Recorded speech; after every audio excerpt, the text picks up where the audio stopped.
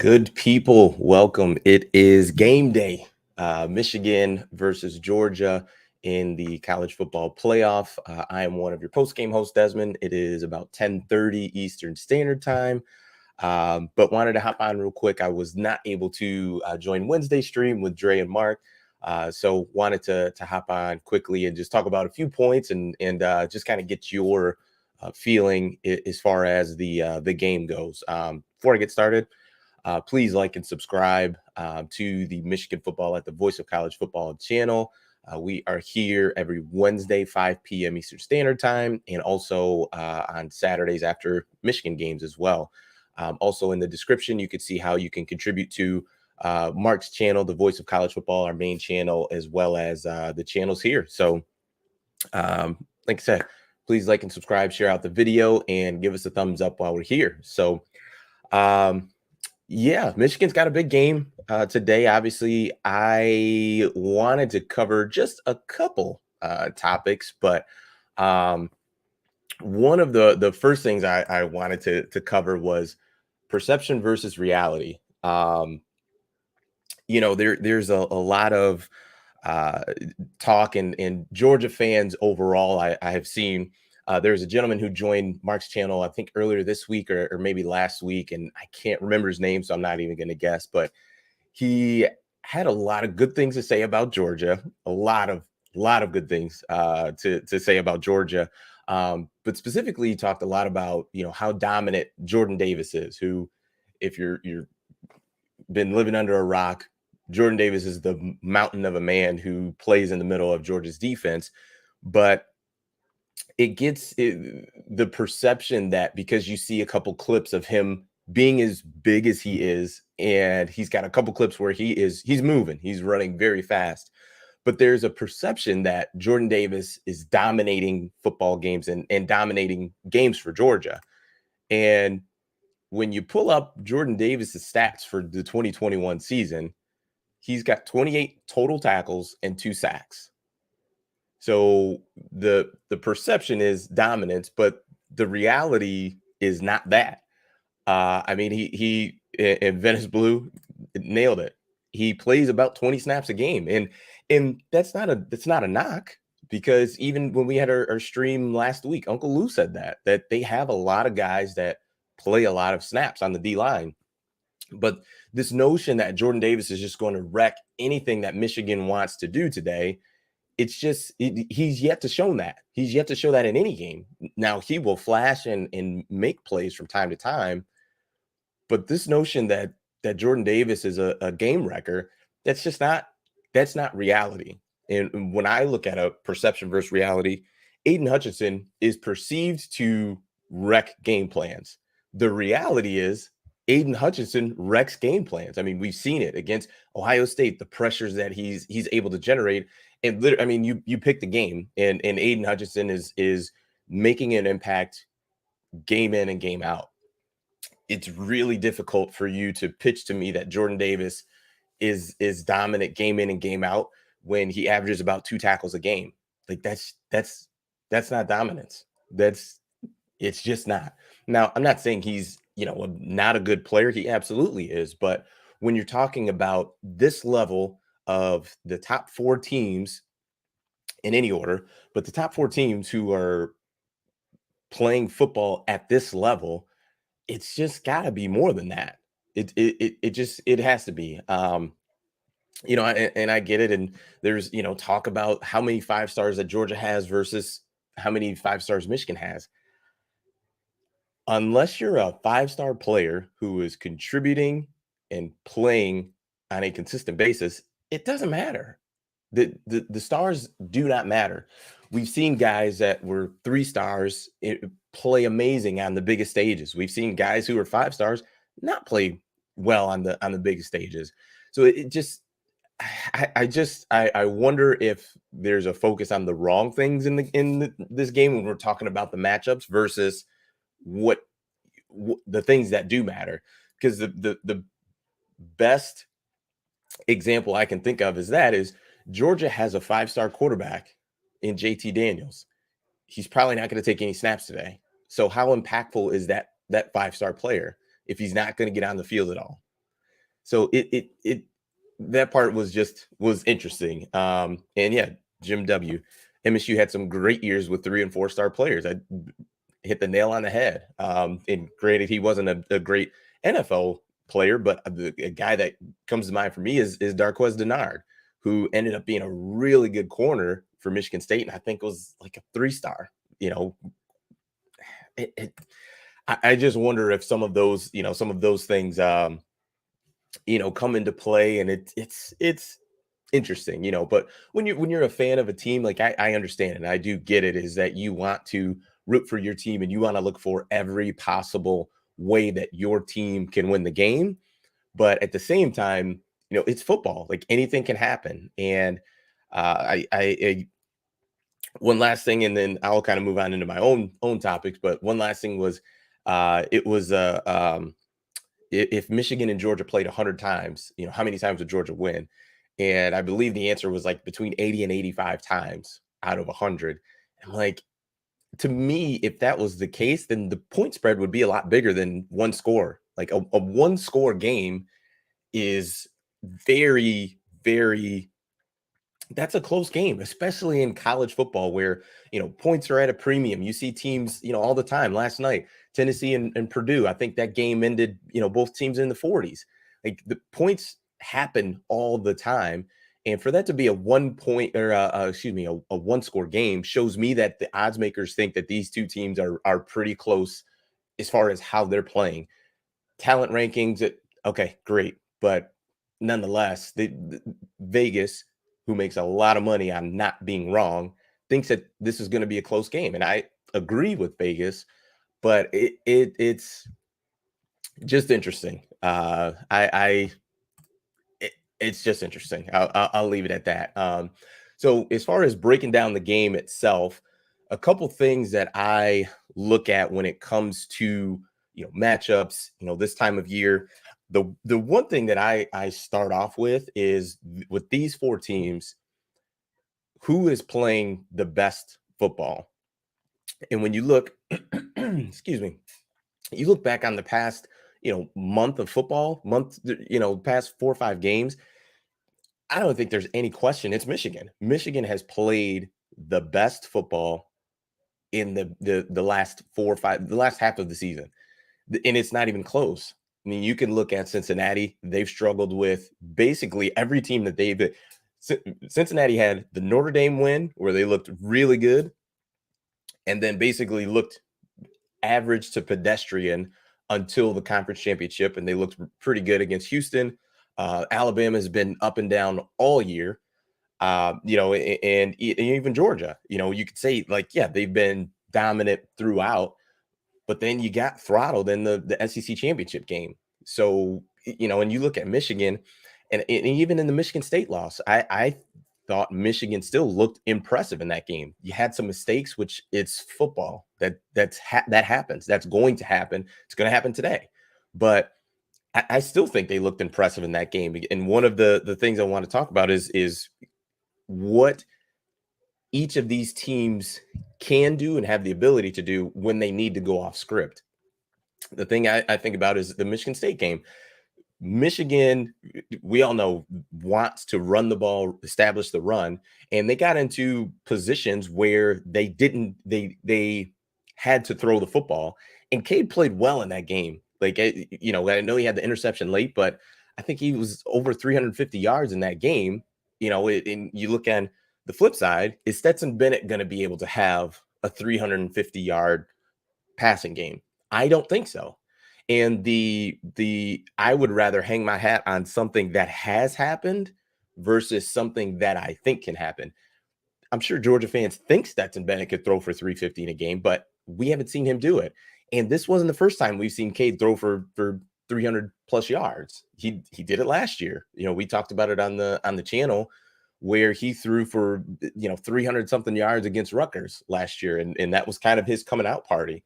But it's just I look at how the teams are coming into this game, and Michigan should have all the confidence in the world because they're playing really well, and they've done it against very high quality opponents and talent on the other side of the field.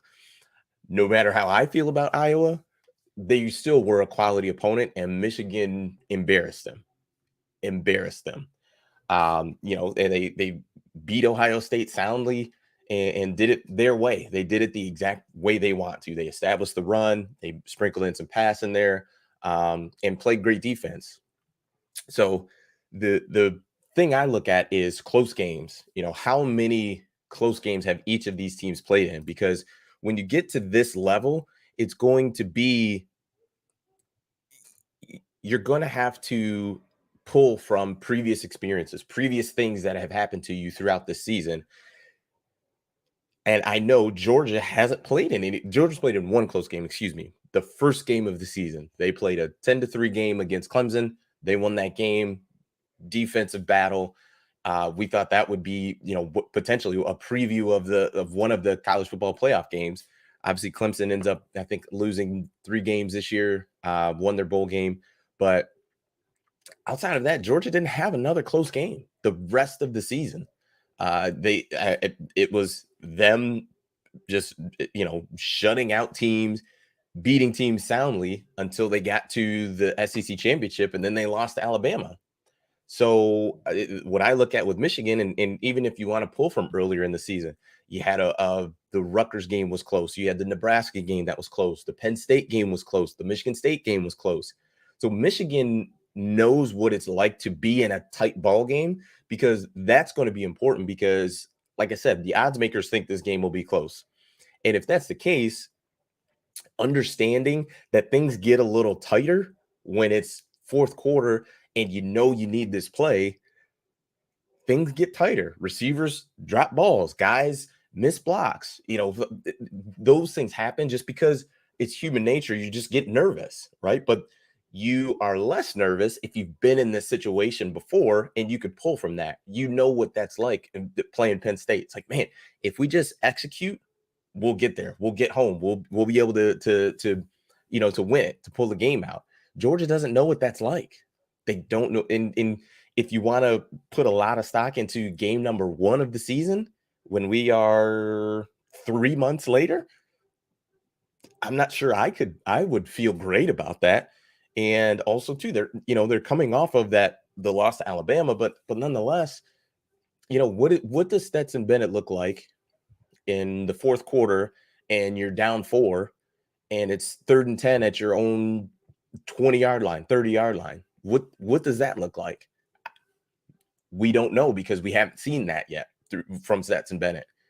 So the close games, just in Michigan having that experience of playing in close games and coming out on top, I think is going to pay a lot of dividends when you get to that fourth quarter.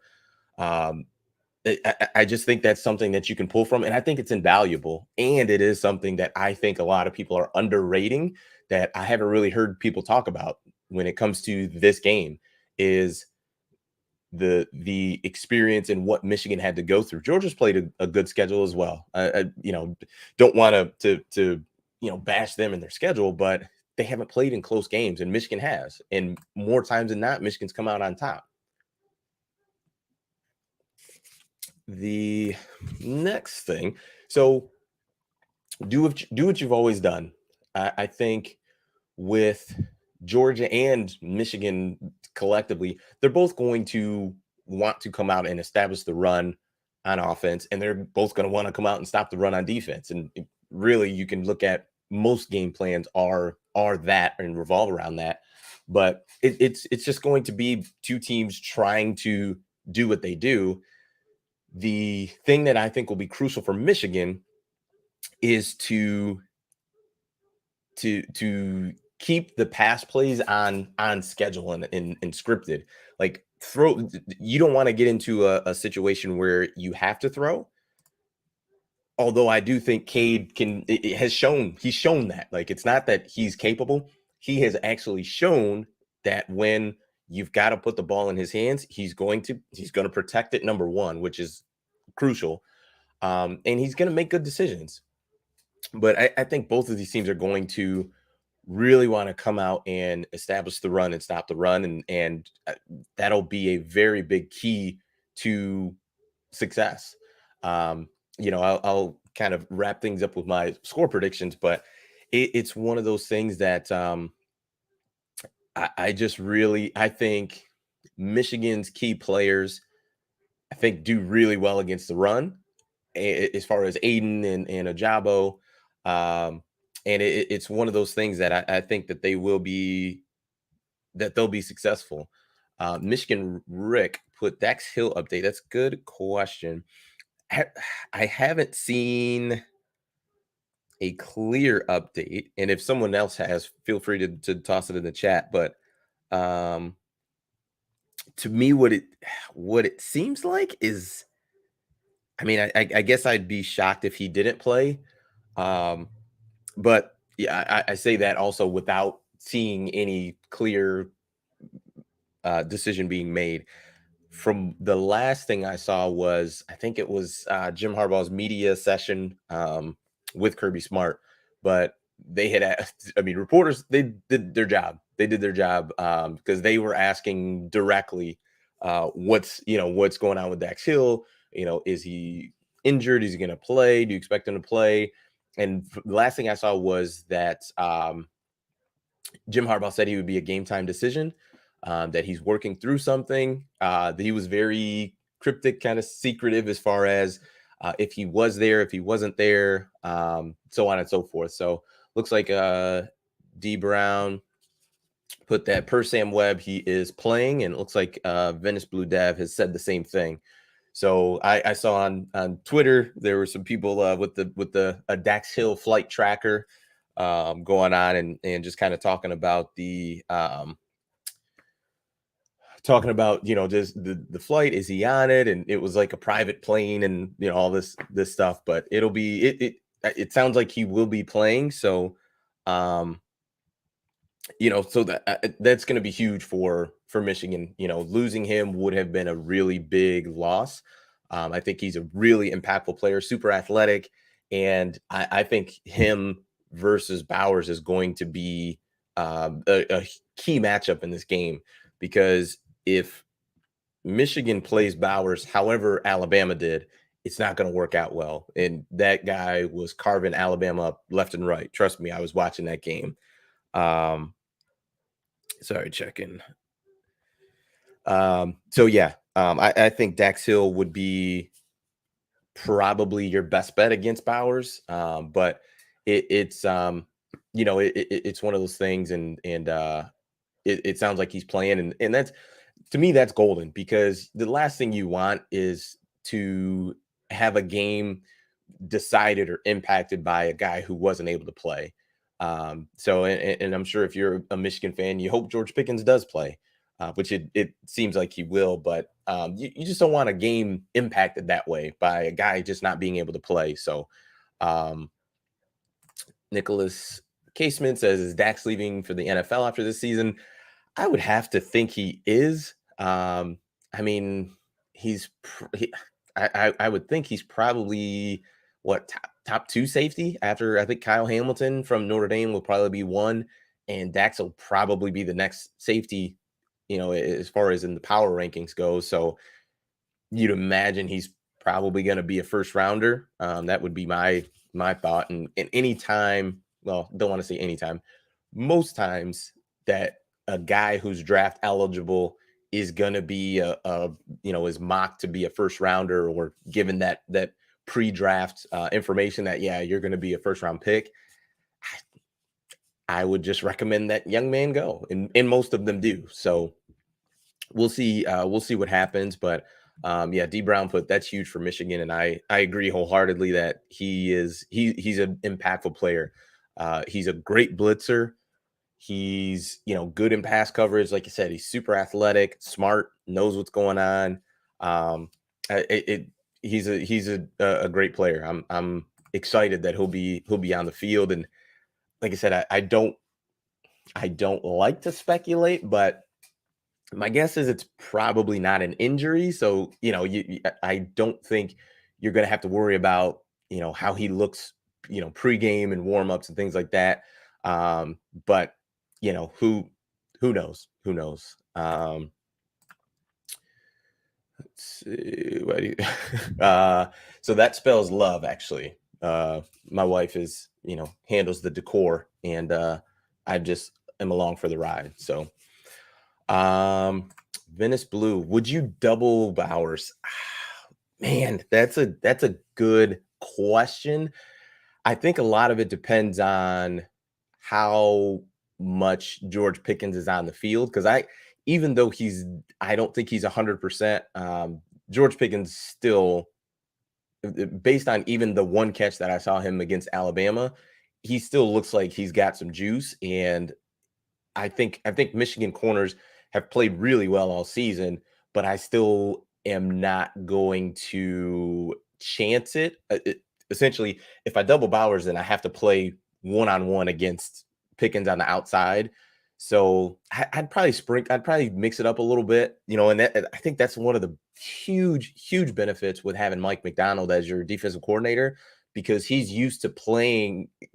And granted, I know this is first year he's calling defenses, but you're still in those defensive meetings, right? So if you're playing against whatever Odell Beckham, because McDonald was with the Ravens, right? So you played against Odell Beckham Jr. So you're used to guys that almost command that type of attention. So he's probably seen different strategies of, maybe on third down we double Bowers this time, and maybe the next third down we double Pickens, or just play zone or something like that. I wouldn't exclusively double Bowers, just because I think, number one, they will want to run the ball so much. Like, that's going to be a focus for them.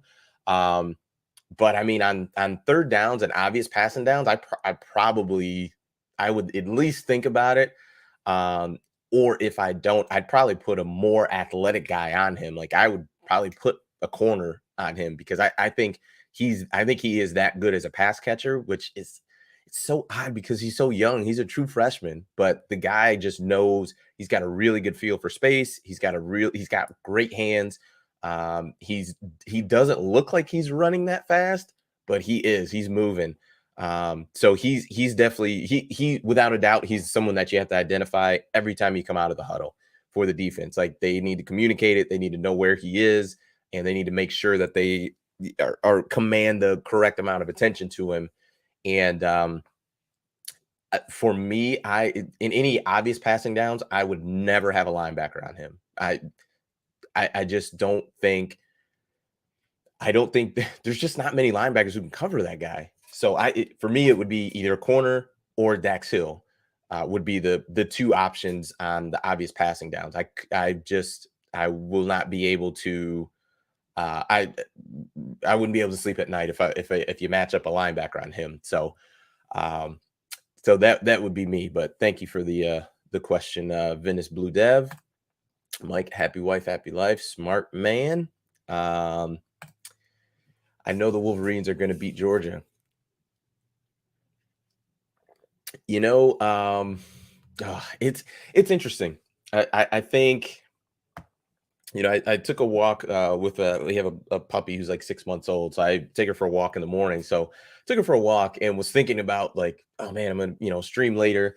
And the interesting part was, this entire week, there was not a single part of me that thought that the Saturday, Saturday, the Friday, so the post game show would be our last one of Michigan playing football this season. Like, that just has not, that thought has never crossed my mind. Like, it didn't. And I just am confident with the way that Michigan is playing, the way that they've played all season. They have their identity. They know exactly who they are. They know who they're not. And they know that they can play with anybody. If the Michigan team that played against Ohio State and Iowa shows up today, and then shows up 9 days from now, they're going to win the national championship. The team is, number one, that good. They are that together. Like, they have the chemistry. They stick together. You don't see guys arguing on the sidelines. You don't see, the coaches ripping into guys. Like everybody knows their job. They know what they have to do. It's similar to the Patriot way. I know if I just come out and execute and do my job, I know the guy next to me is going to do his, and the next guy is going to do his, and so on down the line. When you have guys who understand that, and no one's out trying to play hero ball and just do it all myself, you have success, especially defensively, because the toughest part on defense is sometimes, and let's talk about the run game, right? For an outside run. Well, if I'm the corner, my number one job is to keep my outside shoulder free and make the run come back inside, right? I've got 10 other guys inside. It's just me outside. Stay outside, stay outside. If you do your job, then you know that you've got, a defensive end who's coming outside. You've got a linebacker who's scraping, a safety who's coming down, right? And they're all coming down, assuming you're going to keep the running back inside. Well, if you are just, I need to make a tackle. I haven't done anything. Let me dip inside. Running back bounces outside, and you get a huge gain. Like that's where issues arise, is when guys just go outside of the scope of the defense and do their own thing, and you have issues because everybody's assuming everyone else is going to do their job. And when someone doesn't, you have issues. And I think if this Michigan team comes out focused, ready to go, I think they will be in really good shape. It's just one of those things. I mean, Michigan has done a phenomenal job every single week. Like, if you guys are regulars, and I see a couple of you guys are, so I appreciate it. But every week we've gotten on this channel, and every Wednesday you hear me say, I just think Michigan's going to come out focused, because they have done that all season. Kudos to the leadership, kudos to the coaching staff, that these guys come out ready. And like I said, even in the Michigan State game, they lost that game, but it wasn't because they came out flat. I mean, they had a 16-point lead in the second, early third quarter. I mean, that's not a team that came out flat.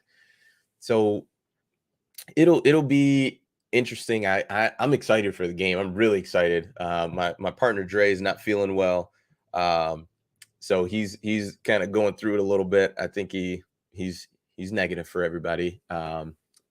Who's concerned. He's good. I think he's just got like a scratchy throat or something like that. But so he doesn't have this high energy right now. But it's exciting. I'm excited for the game. I think Michigan will show well. And I think ultimately what the game is going to come down to is which quarterback will make the plays and which ones will avoid the mistakes. And if Michigan can get Stetson Bennett into passing the situations on a consistent basis, I just don't think he's gonna be a guy that throws the ball, 25 times without making a mistake. Like he just hasn't shown to be that guy when he's playing against high level competition. Once those passing attempts get higher and higher, really, like I said, that 25 number, I think if you can get Stetson Bennett to that many pass attempts, that's going to bode well for Michigan. And I think if he has 30 pass attempts, unless he just has an out of body experience, Michigan is going to win the game. This is an interesting comment. RNCGSU says, if Michigan is that elite now, how come you sucked for years? Good teams are good every year. I'm not quite sure about that. I mean, look at LSU. These last 2 years, they haven't been very good. And in 2019, they were elite. They had a monster year. So I don't think that's the case. And also too, you also have to take into consideration that they had a head coaching change, a staff change. Josh Gaddis has been there 2-3 years. So he has a relatively new offensive coordinator. Defensive coordinator is brand new. He was there. This is his first year there. And then also you've got, Mike McDonald, like I said, who's been there 1 year. So I'm just not quite sure where that comes from. And also for Georgia, I mean, so what would you say with Georgia? I mean, the last couple years they've been really good, but what about before that? They weren't elite. So, I mean, I don't know. Ooh, this is a good question. Who's your unexpected player to go off? Mine is Mike Sanders still. That's a really good question. Um, if I had to, I would probably have two, and I guess we could speak offensively. I would probably have two. Number one would be Donovan Edwards. I think while I know that Hassan Haskins and Blake Corum are going to get, the bulk of the carries, I do think we're going to see, Donovan Edwards in some type of uh, uh, I don't gadget plays, if you want to call it that, like similar to the double pass in the Big Ten championship game, or just getting him out on pass routes because he's shown in the last 2 weeks he has been absolutely dynamic. He had I think a spell during the middle of the season where he was hurt, but we didn't see him for quite a while, like 3-4 games in a row, and late in the season he's really come on and showing just how explosive he was, how great hands he has and just moves in the open field. So he would be my first one. And my second one would probably be Cornelius Johnson. And maybe he's not an unexpected player because he's a starting receiver, but I just like the way that when Cade has gone to him and JJ throwing the ball, he's just come up big. And he was a guy that early on in the season I was pretty hard on. I thought he should have just done a better job of taking over that number one receiver role, especially when Ronnie Bell, got hurt early on in the season. So he was a guy I wanted more from and expected a little more from during the season. And he had a huge catch in the Ohio State game. He's come along. Would like to see him get a couple more targets and see what he can do. But yeah, I would say probably Donovan Edwards on probably some limited touches. And then Cornelius Johnson would probably be my other pick. Let's see.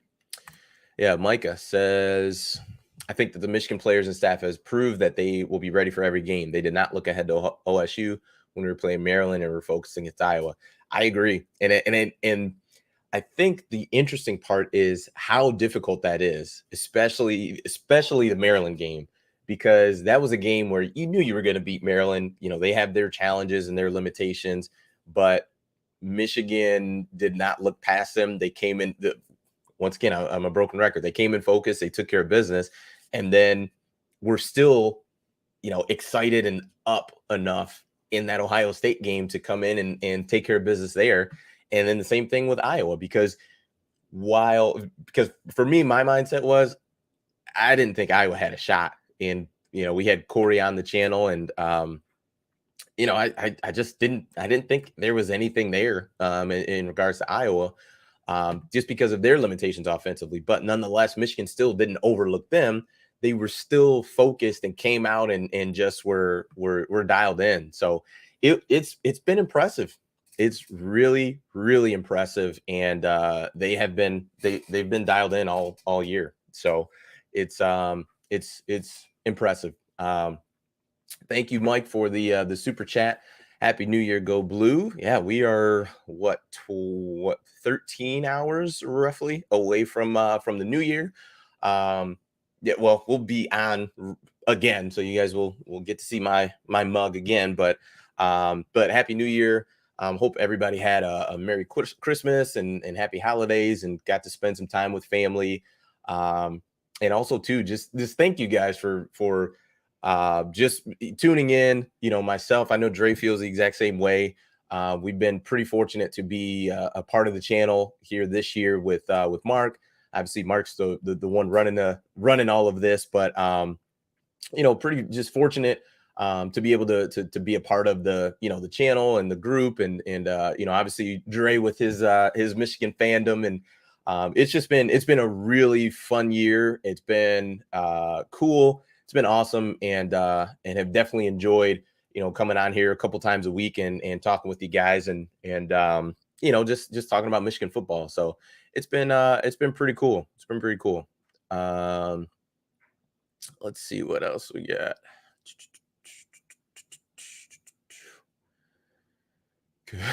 Code phrase. You must be new here. LSU is a first round quarterback. Good luck stopping Bowers. Bowers is a very, very good tight end. Kind of talked about that as far as with Dax Hill looking like he's going to play in the game. Dogs tight end Washington will have a good game. He is another very large man, very, very large man. James Cook, that's actually a really good point. He is one that so in the what was that, the 2017 or 2018 national title game, whichever one was Georgia Alabama with Tua and second and 26. If I'm not mistaken, I believe that was James Cook, but nonetheless, he's a heck of a pass catcher. And I think it'll be important for Michigan to make sure that they don't get Josh Ross matched up on James Cook, because what Georgia will do at times, and I'm not a super dialed into their playbook, but I've seen a couple times where they'll get lined up with Cook will be in the backfield, and then they'll put him out wide. And I think it'll be important for Michigan not to have Josh Ross follow him and put Ross out there on an island, because that's just not, number one, that's not Josh Ross's strength, and it's just not a good matchup. So I think it'll be important to even if you are in a man, like either bump and shift that out, put a corner on Cook, or just whatever man coverage you're in, check the zone, because that's just not not an advantageous spot to put your guys in. But no, and maybe I didn't preface it correctly in as far as what I thought would happen with the game, but Georgia has really good players, like really, really, really good players. Like their running backs are really good. Obviously, you've talked about Bowers. Washington is a heck of a player. George Pickens, obviously, even it's crazy to think that he tore an ACL. I think it was like in the spring or in the summertime. Like, and for him to be playing football right now is just crazy. It's crazy to think that, but that shows what type of athlete that guy is. It's unreal. But yeah, so Georgia is more than capable of winning this football game. It without a doubt. So I'm definitely not not discounting them. Like, they deserve to be here. They're a really good team, and it's but when you get to this level, especially the 2-3 matchup, because when you looked, historically, this is when as far as the semifinal games, this is when it is the tough game and the closer game of the two matchups. It's the slightest of margins are things that will get you either beat or have you advance into the next round. So it's important to play to your strengths and be able to lean on past experiences with with the season, and especially in this game. So you got the primetime game. It's kicking off at, I've seen 7 and I've seen 7:30 Eastern Standard Time, but nonetheless, you've got all eyes are going to be on you. So it's going to be the brightest of lights that that probably either one of these teams will have played in. And I know that the Michigan Ohio State game, I think, is like one of the top 3 viewed games this season, like the entire season. So but it's going to be on the huge stage. It's going to be on the big stage, and it'll be important that guys come out and execute. And to me, I think if Michigan is able to get out to a fast start and get up 10-0, 14-0, I mean, I don't think Georgia wants to be a passing team, and it'll be important for them to keep it close. So it's it'll be one of those things that you gotta to come out focused and be ready to roll. Let's see. Oh boy, so it looks like we got some Georgia fans in the chat, and or Michigan faithful are getting after it. So that's good. That's good. Micah says, do you prefer Fowler and Herbstreit or Clatton Gus? Whew. Man, that's a pretty good question. Because I'm a fan of Herbstreit. I think he does really good, and same with Fowler. But I'm also a fan of Klatt and Gus. Man, if I had to call it, I guess I would go Fowler and Herb Street. But I check out Joe Klatt a lot. He's on weekly with Colin Cowherd, and they have like this little back and forth that they go. They take jabs and stuff at each other. But Klatt's really good, really dialed in when it comes to college football overall. As far as guys with just mechanics and things that they can work on, like they talked about this week with Kenny Pickett on the things that could set him apart as far as his draft stock. Like his mechanics aren't buttoned up. He's a little loose, but Klatt's really good. So I am a fan of both of those groups, but I would probably lean towards Fowler and Herb Street. So, but man, when Gus sees a big play, there's no one more excited on the TV than Gus when something big happens. So it's pretty cool to hear him get excited. Marco Gutierrez says bragging about 5 stars is like bragging about your SAT score. That's incredible, and I've never heard that comparison. That is great, and I could definitely see the correlation there. And William says, I think JJ will have a pretty good game and will be an X factor. I think we're definitely going to see JJ. If I had to guess, I talked about this a couple weeks ago. I'd say probably about 10 to 12 plays. We'll see from him. I would say most of them will probably be run plays, whether it's either him or Corum. And it seems like when JJ comes in, it seems like Blake is always the running back. So I don't know if that's the package. But I feel like more often than not, when 9 is in there, number 2 is right next to him. So yeah, I think we'll definitely see JJ probably, like I said, 10 or 12 plays, just something to keep the defense off balance. When you have a quarterback who's more of a run threat, you essentially get an extra blocker, in the blocking scheme. So it definitely, it definitely gives you an advantage. And I think it'll be important. I think it'll be important for JJ to get north and south. And he is an explosive athlete, but defensive team speed is definitely a Georgia strength. So, for some guys, you may be able to, turn the corner on in, past weeks and past games. You may not be able to do that, here. So my suggestion to JJ, and if he's watching this, I would be concerned, but would be as soon as you find a crease, get north and south, get what you can get and get rocking and rolling. So Michigan Rick, channel has grown since you and Dre have been here. That is true. And that is actually something that I do get really excited about is, our channel growth. And, it's obviously it's not our channel. We don't own it. It's Mark's. But it is something that, like, for me, personally, I do take pride in that it's, more people at least have hit the subscribe button. It leads me to believe that we are putting good content on the channel. Obviously, it's not just us. Mark does a lot. Justin Rowe comes on as well. Steve Dace. So it is a group effort, but it is something that I have looked at, and it's something that I take a little bit of pride in, and I text Dre about it quite a bit as well. So thank you. Yes, the channel has grown. It's been awesome. It's been a lot of fun. Takes an NFL quarterback to beat UGA defense. I mean, that's interesting. It's hard to say that. I think we can agree Bryce Young is a really, really good quarterback. Maybe I guess I would say inconclusive. I mean, the last Georgia lost last year to Alabama, and I think they lost another game last year. Let me take a look.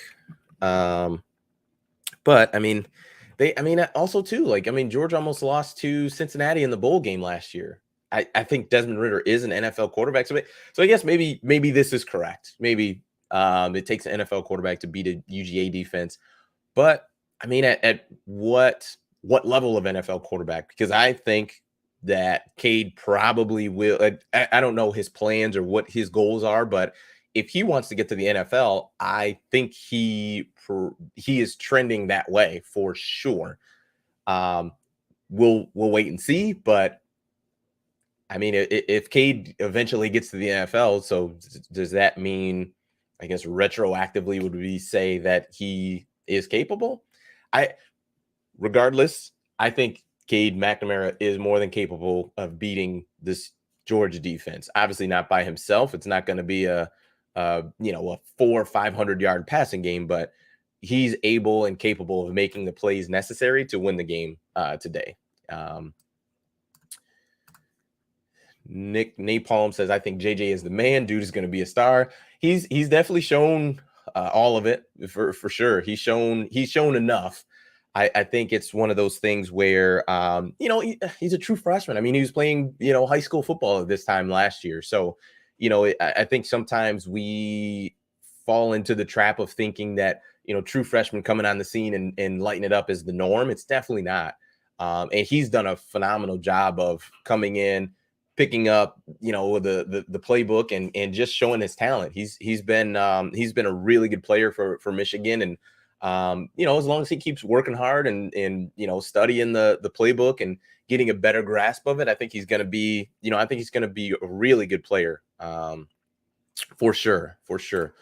Bob Flippa, congrats on the show. Des and Dre, both of you have done a great job this year. Go Blue. Thanks so much, Bob Flippa, and you have been a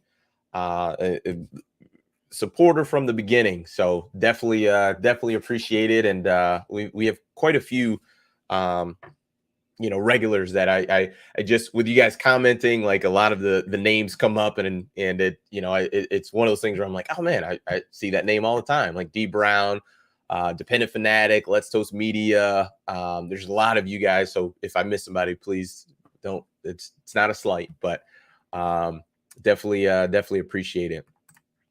Cook on that wheel route. Get ready. That is coming. That is definitely coming. So it'll be interesting to see how that goes.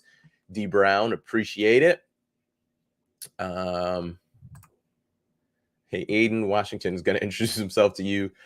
I mean, we'll see. I know, based on what I've heard from other Georgia fans, Georgia has the utmost confidence in their tackles, in their O-line, that they're going to leave them, 5-on-4. They're going to leave their O-line to block the D-line.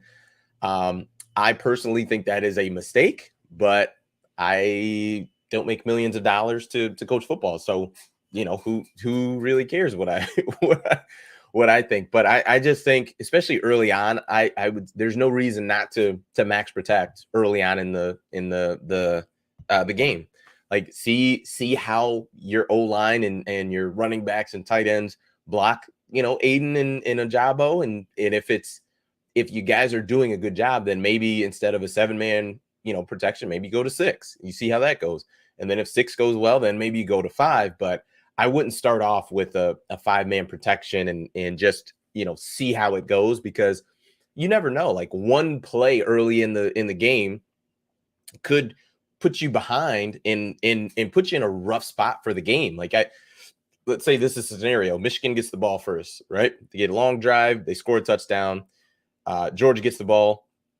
First 2 plays, run the ball, and get a couple yards. It's 3rd and 7, and you decide to leave your tackles on an island, and Aiden or Ajabo get a strip sack, fumble, and the defense, scoop and score, and now you're down 14-0. That's a disaster scenario for Georgia. They don't want to be down that, they want this to be a close game. So if that's the case, something as silly as, oh yeah, we just decided to leave our guys on an island could prove disastrous. So I would at least start off with some max protect, because I'm just not willing to roll that dice. So we shall see. Emmett is very confident in Georgia. He said, we're about to kill Michigan. Hope you're ready. I mean, even if Georgia wins this game, I don't think it's going to be a 21 point win. Like I don't see that. I could be wrong, but I just don't see that. I just don't see it. Georgia's offense is limited. I mean, it's typically not an offense that's going to on their own score 35, 40 points. Like they in the games that they've scored a lot of points, the defense has had turnovers and defense has scored and given good field position to where the offense has a short field and they're able to to score some points. But as far as just Georgia driving 80 yards and scoring touchdowns, I don't see a lot of that happening against this Michigan defense. I could be wrong. And if so, I will be here post game. And Emmett, you can come on back and say, Desmond, you were wrong. But hopefully I'll beat you to the punch and say, hey, I was wrong. Because I am wrong all the time. I mean, I think anytime you have an opinion on something, you have a chance to be wrong. So Ray Lubby feels it's going to be a blowout as well. Ray Lubby says, I don't know UGA ball. You could be correct, but my pushback to you would be you probably don't know Michigan ball, which I've watched every Michigan game this season. So I think we can agree, I guess. Sure. Bob Flippa puts Michigan needs to stop the run tonight. Stetson, I think, is a bit underrated, but I do think the entire SEC looks overrated. And I'm picking Michigan 23, Georgia 17. Nice.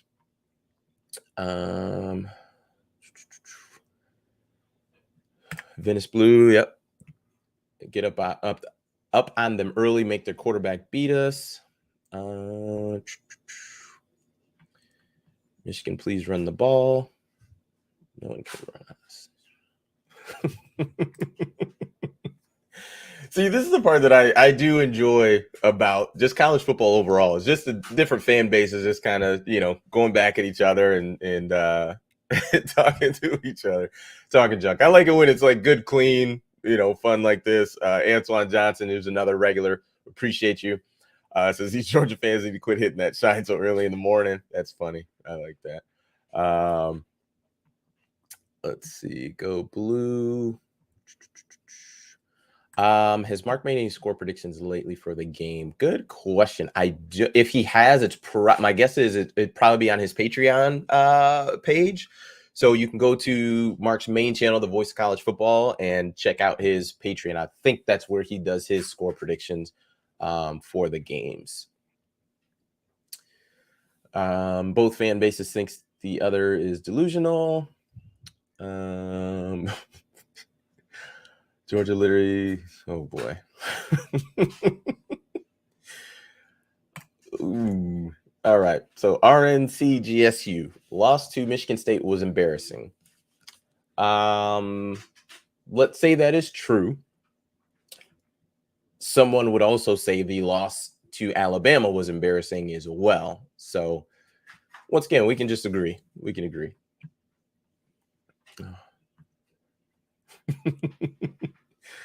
Oh, that's funny. All right. Caffeine. Do we see JJ come in if Michigan is down a couple touchdowns, third or fourth quarter? I don't think so. I just think it is similar with Georgia.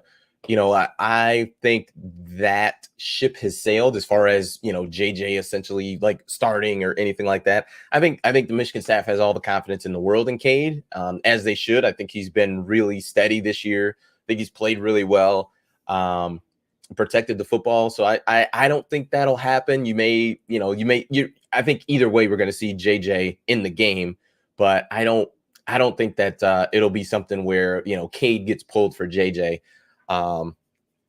I just think that, with Cade having the experience he has, he probably has a better grasp of the playbook and a better grasp of the pass game. So if you're going to need to score points, your best bet is probably going to be to keep Cade in the game to throw the ball. Now, if he's, throwing picks left and right, then that's a different conversation. But as long as it's the normal Cade that we've seen, every week, essentially, I think he's probably going to finish the game.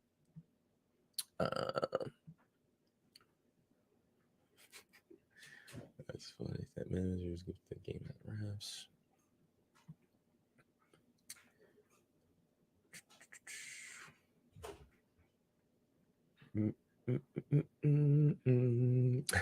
Uncle Lou rules. Kudos to your channel, though. Uncle Lou is great. I actually do watch his channel.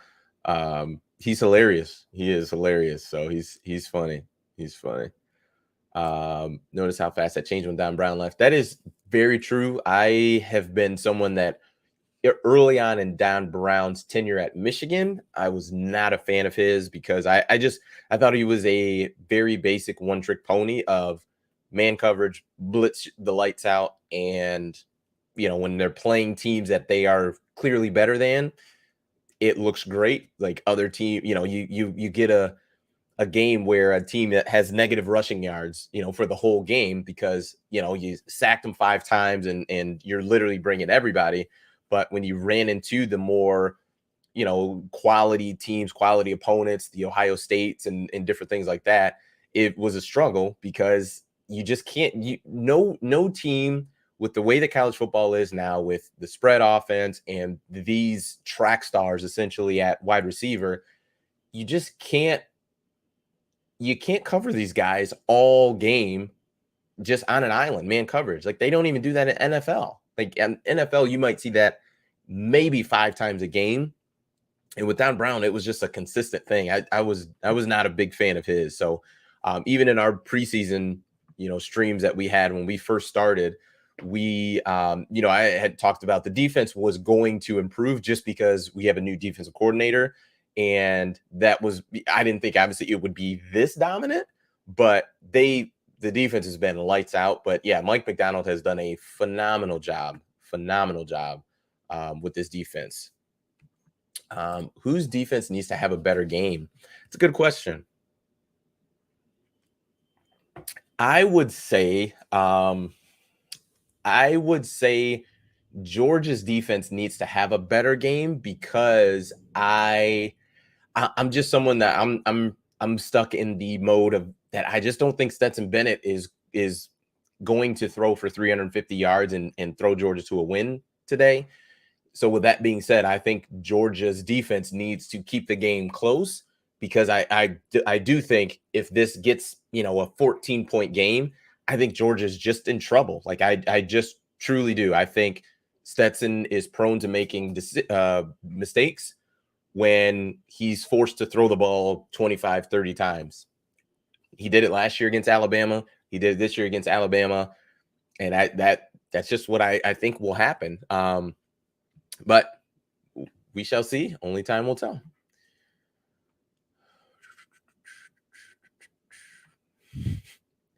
Kate. Kate. I guess I can see a little bit of that. Kate is like Jake Fromm. I can see a bit of that. 4 stars.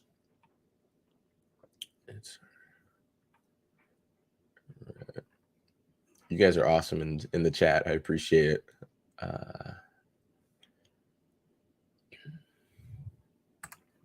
Mike Perry says, do y'all believe on a north climate field that the southern teams would not be as effective as they are in the home climate conditions? Well, how well do they play in under 35-degree weather? I don't know. That's a good question. I think, overall, here's what I think about is I think about running track. And I live in Michigan, so the thing that I can point to is here in Michigan.